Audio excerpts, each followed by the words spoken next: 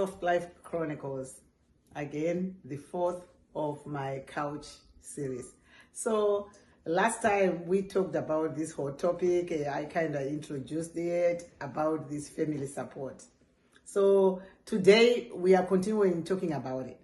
As always, I'm hearing things, right? Because sometimes it touches people the wrong way. People saying, why would we not support our family members, or why should we support our family members? Of course, that is personal. But what I have realized is when we all had the opportunity to come to the United States, we had people that helped us, be it family members, cousins, distant cousins, and uncles. Some people sell cows and what have you. And, you know, once you got here, you make a little money, you feel indebted, right? You feel like, oh, well, I should also support the people that supported me. Because that is our culture, right? Family, we always look out for each other. So that indebtedness just kind of led us to support people back home. But what happened throughout the years is because of that support, we were also hoping to not to burn bridges, right? Because we always expected that we would go home, we would go back home at that time. But things did happen. A lot of people, we lived a temporary life for like 10 years, just hoping to go back home one day. But that never happened. And throughout the years also, there was a social economic shift that happened. Expectations became different, right? People expected different things from diaspora. The people in diaspora, we expected also different things from people back home. So what I want to talk about today is that anatomy of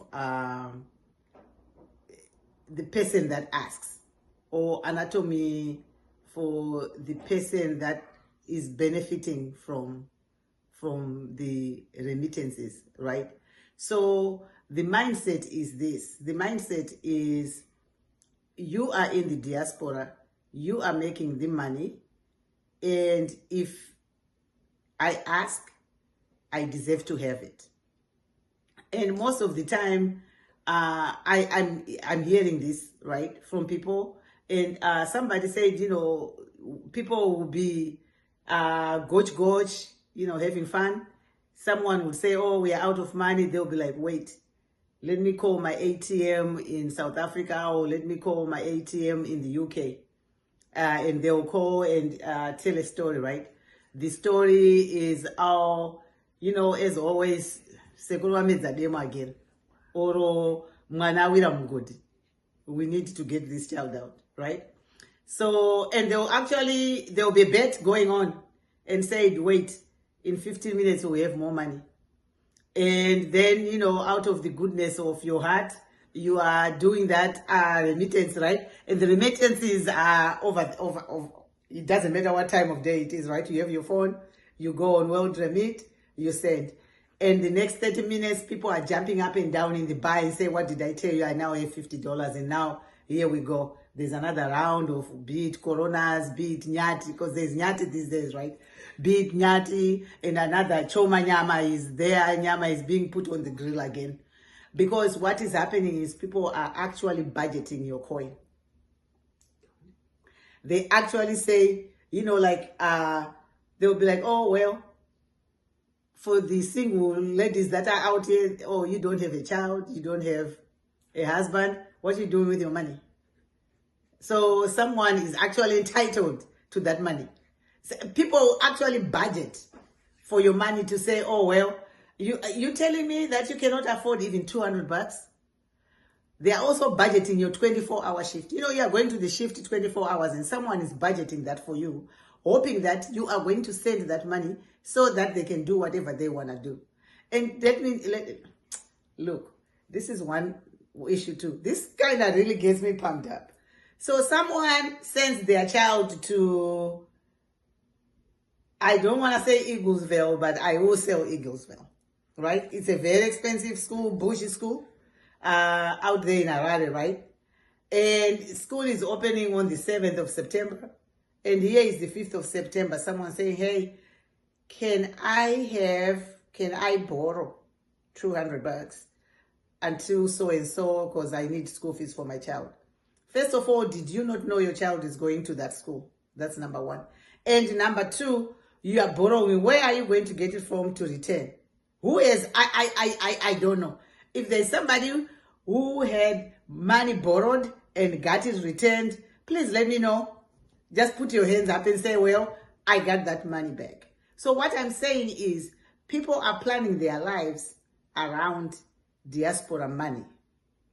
And let's think about that for a minute. You are going to work 2 jobs, 1 part-time job, and another part-time job somewhere.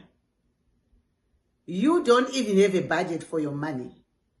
How come you are able to take care of someone else's emergencies? Because you are swiping that credit card, and because you are going to be laid up in bed at night, looking up at the ceiling, not going to sleep, thinking, how are you going to meet your mortgage? So let's talk about that, guys. I've heard about a word that they say here, self-care. Self-care is important. Take care of yourself first. Because let me tell you something. If you really want to know how important you are to those people, get sick. Let me tell you this. I have someone very close to me. I talk to this person. They are not ready for me to say who their name is. But let me tell you this. That person got sick. And you know, we are here, we are working, and we cannot even afford healthcare. Because you know what healthcare does? They take a certain amount from your check. But because you want your check in full, they did not even sign up for healthcare. And guess what happens? She got sick. And by me saying got sick, high blood pressure, went to the hospital with a stroke. And guess what? Out of work. You have to stay out of work for 3 months. You are out of work for 3 months. You have no savings. You have a mortgage to pay. People at home, they are still asking for money. Can you lie to them and say, oh, I'm not working?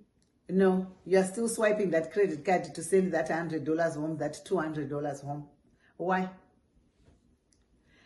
So when you get sick, that's when you realize that you don't have anything. Do you think someone back home is going to organize, what do we call it, GoFundMe, to say, hey, they are using US dollars in Zimbabwe just like we're using US dollars here?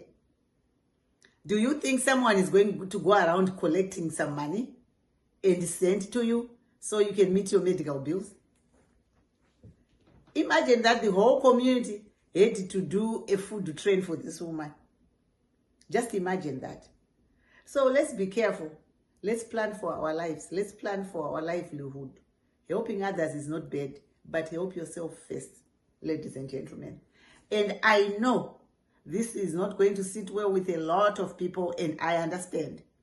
But because it doesn't sit well with people, we have to talk about it and see how we can move forward with this. Because if we don't talk about it,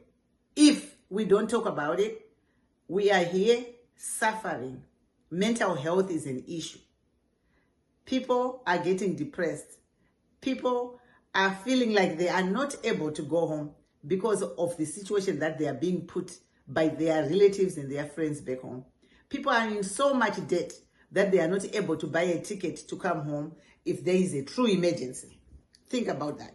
You are not even able to do that for your family, for your friends, because you are so overstretched financially because you are helping. What good is that help when you cannot even help yourself? So guys, as always, let me know what you think. I know we still have to discuss what we talked about last week, but this is such a hard topic that we have to delve into it. There will be one more couch series on this, and let's talk about this some more. Let me know what you need to hear next time. As always, I ask you to like, subscribe, and share my videos. Thank you so much for watching my channel. I appreciate you as always. Bye. Thank you.